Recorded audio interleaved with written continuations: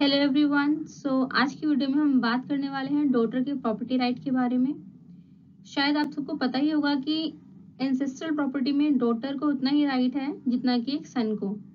पर पहले ये राइट काफ़ी अलग थे, काफ़ी डिफरेंट थे। एक डॉटर के पास सिर्फ मेंटेनेंस राइट था प्रॉपर्टी में, जबकि एक सन के पास प्रॉपर्टी में बर्थ राइट था और वो इक्वल शेयर का राइट था उसके पास उसके फादर के साथ। अब हम डिस्कस करेंगे इस वीडियो में कि डेवलपमेंट कैसे आई, चेंज कैसे आया, कैसे डॉटर को इक्वल राइट्स मिले। और हम डिस्कस करेंगे एक वेलकमिंग जजमेंट को भी, Vinita Sharma versus Rakesh Sharma. So let's begin. Son birth right इसलिए एंजॉय करता है बिकॉज ही इज अ कोपार्टनर, और वो पार्ट है कोपार्टनरी सिस्टम का। ना ये कोपार्टनरी सिस्टम क्या होता है? Simply coparcenary is a smaller unit within the joint Hindu family.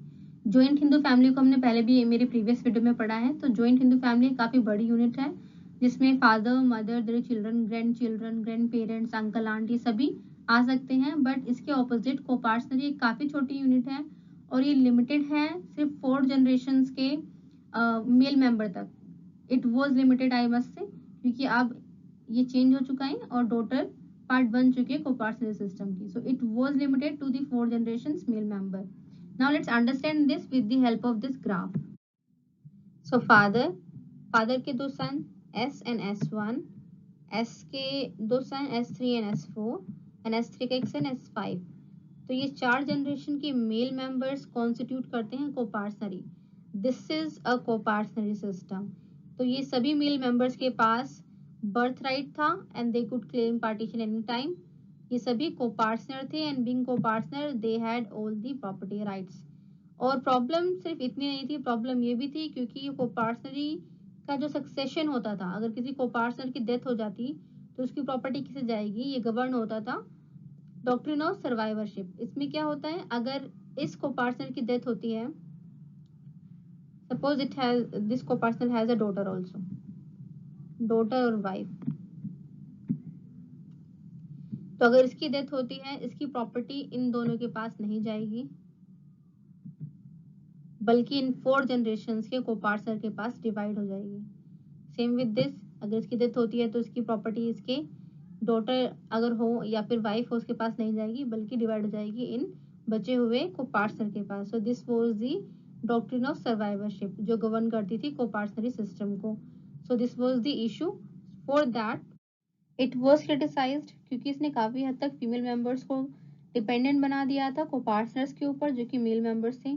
सो एक चेंज की जरूरत थी जो लाया गया हिंदू सक्सेशन एक्ट 1956 के जरिए। सक्सेशन मीन्स कि एक पर्सन के मरने के बाद उसकी प्रॉपर्टी किसको और कितनी जाएगी। तो सेक्शन 6 गवर्न करता है सक्सेशन को।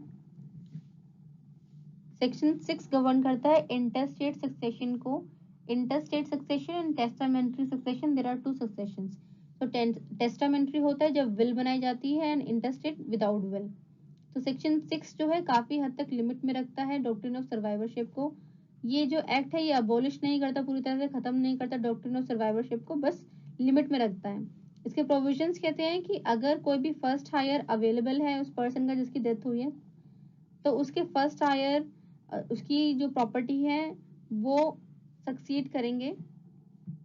और इनके फर्स्ट हायर में सेक्शन 8 के जरिए ऐड कर दिया गया डॉटर्स, मदर्स एंड वाइफ को। तो ये तीनों मेंबर जो हैं फर्स्ट हायर की कैटेगरी में है। अगर ये तीनों प्रेजेंट हैं और इसमें से एक भी प्रेजेंट है तो डॉक्ट्रिन ऑफ सर्वाइवरशिप एप्लीकेबल नहीं होगी, तभी एप्लीकेबल होगी जब तीनों में से कोई भी अवेलेबल नहीं है। And let me add one more thing कि फर्स्ट हायर की लिस्ट सिर्फ 3 लोगों तक लिमिटेड नहीं है जो मैंने मेंशन किया। ये लिस्ट काफी लंबी है and extends to 16 members, and जिसमें से एक की भी प्रेजेंस डिफीट करेगी डॉक्ट्रिन ऑफ सर्वाइवरशिप को। जो डॉक्ट्रिन ऑफ सर्वाइवरशिप को लिमिटेड कर दिया गया था 1956 के एक्ट से, in the presence of any first heir, उसको पूरी तरह से अबोलिश कर दिया गया 2005 के अमेंडमेंट एक्ट के जरिए। ये जो एक्ट है ये एक हिस्टोरिकल स्टेप था जेंडर इक्वालिटी को अचीव करने की तरफ, क्योंकि ये एक्ट सिर्फ डॉक्ट्रिन ऑफ सर्वाइवरशिप को अबॉलिश ही नहीं करता, ये बनाता है डॉटर्स को कोपार्टनर इन दी फैमिली बाय बर्थ। अब डॉटर के पास भी सेम राइट्स एंड लाइबिलिटीज हैं जो कि एक सन के पास है। ये एक्ट लागू हुआ 9/9/2005 से। इसके बाद बना दिया गया डॉटर्स को coparceners. That means they have the equal rights as the sons have. और इसमें ये भी लिखा गया कि डॉटर के पास राइट है बर्थ से, दैट मीन्स बर्थ राइट। अब यहाँ पर कुछ कॉन्फ्लिक्ट्स अराइज हुए जिसे वन बाय वन कुछ जजमेंट में सेटल किया गया। Now daughter becomes a coparcener in 2005।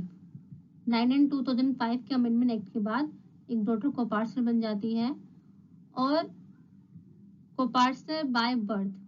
Section says a daughter of a coparcener shall by birth becomes a coparcener. So अगर किसी डॉटर का बर्थ 9 एंड 2005 के बाद कभी भी हुआ है तो 16 में मान लेते हैं, और बर्थ के बाद ही उसके फादर की डेथ होगी तो उसके फादर की प्रॉपर्टी, एंसेस्ट्रल प्रॉपर्टी, डॉटर में और सन में इक्वली डिवाइड होगी, equal rights, because daughter and son both are coparceners by birth. So यहाँ पर कोई इश्यू नहीं है जब 2005 के बाद की बात आती है। द प्रॉब्लम अराइजेज जब 2005 से पहले की बात आती है। अगर किसी डॉटर का बर्थ 2005 से पहले हुआ है,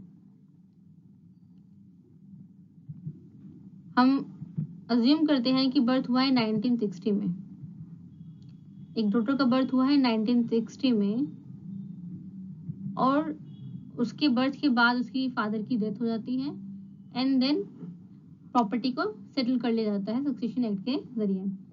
उसके बाद 2005 आते आते वो डॉटर बन जाती है को-पार्टनर और वो क्लेम करती है क्योंकि मैं अब को-पार्टनर हूँ और मुझे राइट मिला है by birth, because section says a daughter is a coparcener by birth. क्योंकि मैं को-पार्टनर बाय बर्थ हूँ इसलिए मुझे प्रॉपर्टी में इक्वल राइट मिलना चाहिए एज ऑफ द सन्स। तो क्या यहाँ पर उसको इक्वल राइट मिलेगा बैक डेट से? So problem arises whether this section has retrospective effect और दी प्रोस्पेक्टिव, ये आगे की डेट से एप्लीकेबल होगा या फिर पीछे की डेट से। As the section says on and from, on and from means आगे की डेट से, prospective effect, but section also says by birth, that means birth से वो को-पार्टनर है। So this is the issue. Prakash versus Phulavati case में, इस case में court ने ये हेल्ड किया कि डॉटर को-पार्टनर बाय बर्थ है बट वो उसको राइट क्लेम करने के लिए उसके फादर का अलाइव होना काफी जरूरी है और ये जो इफेक्ट है सेक्शन का वो प्रोस्पेक्टिव इन नेचर है ना कि रेट्रोस्पेक्टिव। तो जो सेक्शन है वो कहता है डॉटर ऑफ अ को-पार्टनर, इसका मतलब है daughter, living daughter of a living coparcener. अगर फादर की डेथ 2005 से पहले हो चुकी है तो वो राइट क्लेम नहीं कर सकती है प्रॉपर्टी में। So this was the Prakash and Phulavati versus Phulavati case held.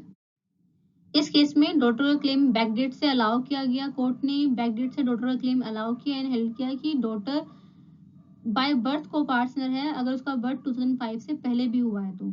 और इसमें कोर्ट ने बिल्कुल इग्नोर किया, ओवरलुक किया सेकंड इशू को जो कि था डेथ ऑफ द फादर। अगर फादर की डेथ 2005 से पहले हुई है तो क्या डॉटर को-पार्टनर बनती है या नहीं। सो ये इस कंफ्यूजन को, इशू को सेटल किया गया इन विनीता शर्मा वर्सेस राकेश शर्मा।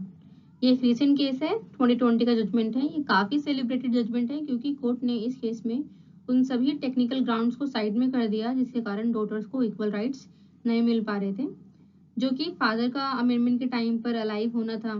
तो ये टेक्निकल ग्राउंड था, उसको कोर्ट ने रिफ्यूज किया।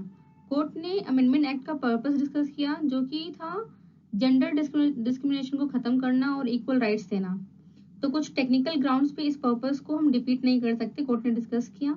And then court also added कि अमेंडमेंट का जो इफेक्ट है वो रेट्रोस्पेक्टिव और प्रोस्पेक्टिव ना होकर रेट्रोएक्टिव है। दैट मीन्स कि जो इफेक्ट है वो फ्यूचर डेट से होगा बट ये बेस्ड है पास्ट इंसिडेंट पे जो है birth of the daughter. So daughter ये जो राइट है वो पार्सनरी में 2005 के बाद क्लेम करेगी, पर जबकि क्योंकि डॉटर के पास एक बर्थ राइट है तो इससे कोई फर्क नहीं पड़ता है कि डॉटर का बर्थ 2005 के बाद हुआ है या पहले हुआ है।